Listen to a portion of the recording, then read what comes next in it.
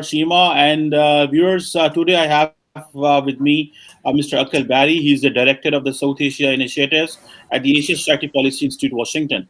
So I really wanted that should be some perspectives from Washington that what is how the Washington is looking the South Asian policy and what's going on in Europe and how that is linked with the South Asia.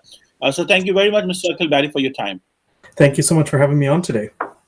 Okay, there's a quick question, and that's about this recent virtual Quad meeting, in which we have seen, or the image which was developed, that the Quad leaders agree that this aggression is not good, but they believe that India is taking a different line. So, how do you see that? Should the Western world, should the Americans and the others not drag Ukraine into the Quad, or do you believe that the America will take it and the all developing situation?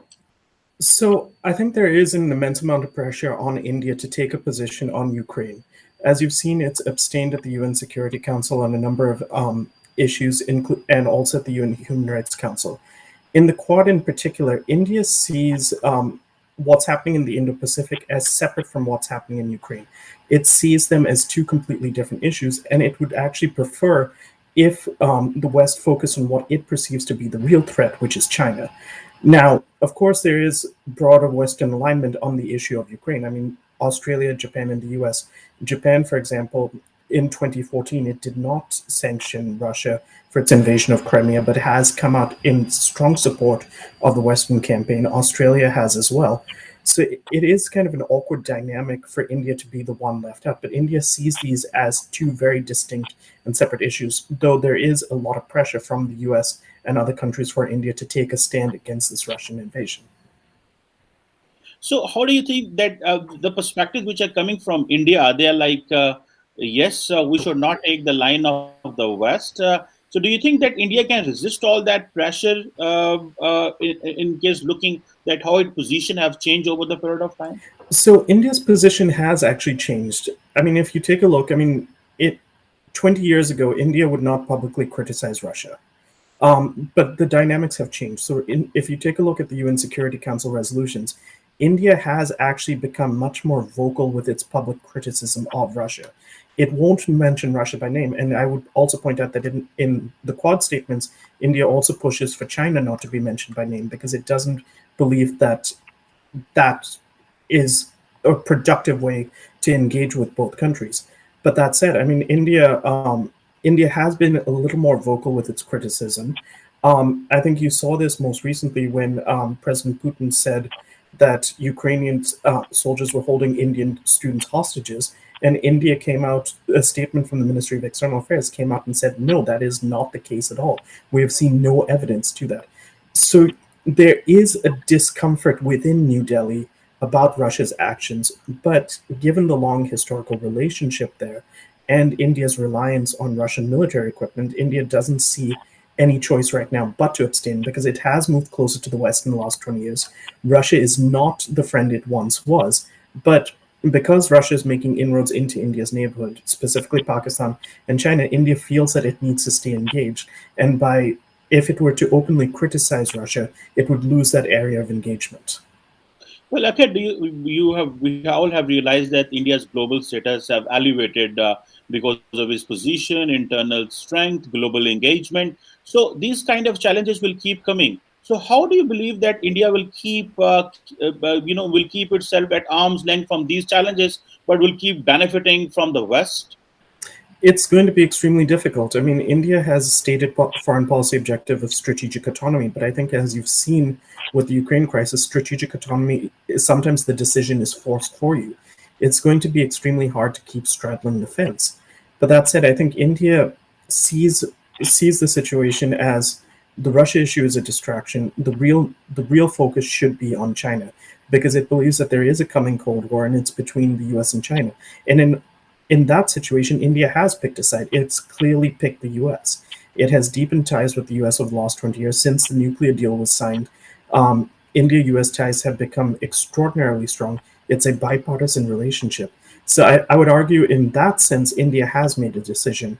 But if in the conflict between the US and Russia, India will continue to try to straddle the fence for as long as it can. Well, Akhil, what we have realized over the period of time that India, the Prime Minister Modi, since he's been in office, he has given a lot of confidence to the Indians.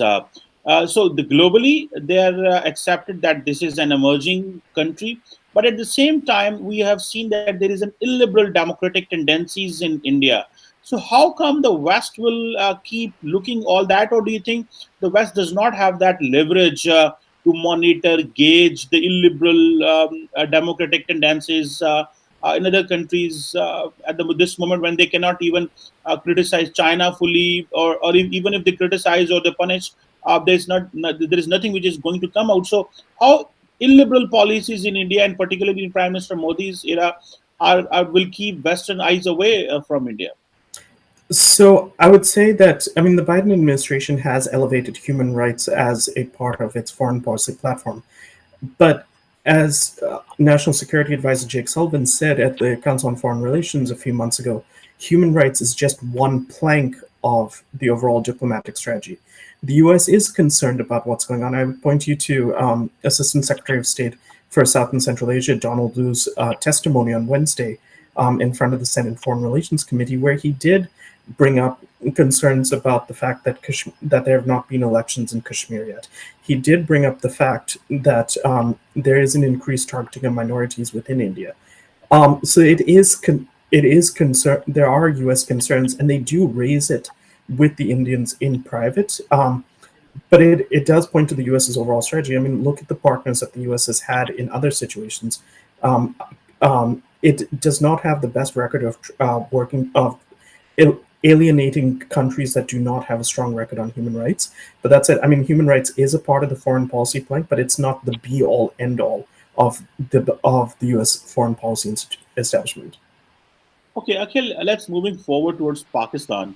How do you see that the Washington administration is looking towards Pakistan?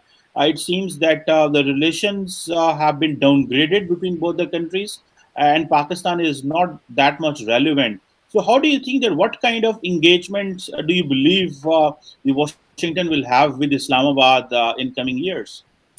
It's difficult to say because you're absolutely spot on. The Biden administration has not prioritized relations with Pakistan at all. I mean, I would also point to the fact that that President Biden still has not called Prime Minister Imran Khan. Yet there was pressure on Prime Minister Khan not to take that trip to Moscow. But I think, especially within Washington, as Pakistan gets closer to China and Russia, it's not going to find as many friends here in Washington. And there is also the Afghanistan issue. I mean, there is a strong belief in this